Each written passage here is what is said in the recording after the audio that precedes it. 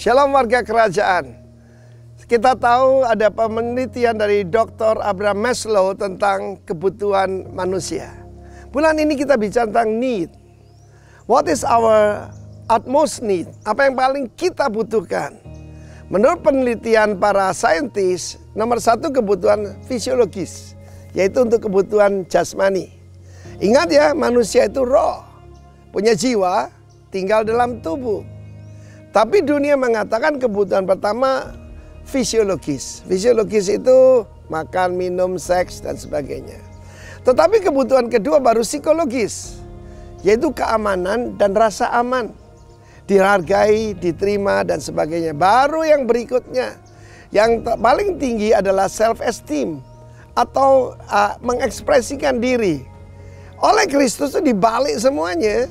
Karena yang pertama itu adalah Bapa kami yang ada di sorga. Kalau kita jadi anak Allah, maka kita tidak perlu khawatir apapun. Minggu yang lalu saya berkata tentang orang benar itu tidak gelisah.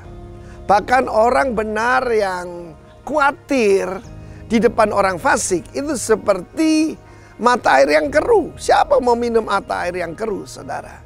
Pastikan hidup saudara bebas tanpa kekhawatiran. Sekalipun apa yang sedang terjadi di dunia, apa yang terjadi belum apa-apa. Ketika kuda yang keempat daripada kitab Wahyu pasal 6 itu lepas, maka saudaraku bersamaan pedang, kelaparan, peperangan, gempa bumi, dan juga penyakit sampar yang busuk. Yang mati itu sepertiga penduduk bumi. Berapa itu? 2,5 miliar manusia. Saya tidak salah dengan bukan 2,5 juta, 2,5 miliar. Pastikan saudara tidak termasuk yang itu. Bagaimana caranya? Yaitu diangkat sebagai anak Allah. Karena itu saudaraku, kita harus mengetahui siapa Bapa kita. Pertama, He's the God Almighty. Shaddai, dan Mazmur 91, the secret place of the Almighty. Pertama, Shaddai itu artinya all sufficient one. Digambarkan seperti ibu yang berbuah dada ganda. Karena itu Kristus tidak pernah khawatir ketika dia digoda, dicoba oleh iblis di padang belantara. Mungkin pikiran kita jadi kacau nih. Kenapa? Kita juga ngalami kerugian, kita juga ngalami padang belantara. Jangan lupa ada perbedaannya. Ketika iblis pergi, malaikat-malaikat datang melayani Yesus. Dan karena kita di dalam Dia, kita akan mengalami yang sama. Saudaraku, Shaddai artinya God our mountain. Dia adalah batu karang kita. Sur itu batu karang yang kuat. Dan juga artinya the destroyer of our enemies. Rasul John G. Lake dari Afrika ketika menghadapi penyakit sampar, pestilence ataupun semacam ini di Afrika, dibuktikan. Waktu itu belum ada virus tapi bakteri. Ditaruh di tangan beliau. Di bawah mikroskop, bakteri itu mati, saudara. Tangan saudara saya punya kuasa. Sebab Bapak kita adalah Shaddai. Bapak kita adalah El Elyon, the Most High God.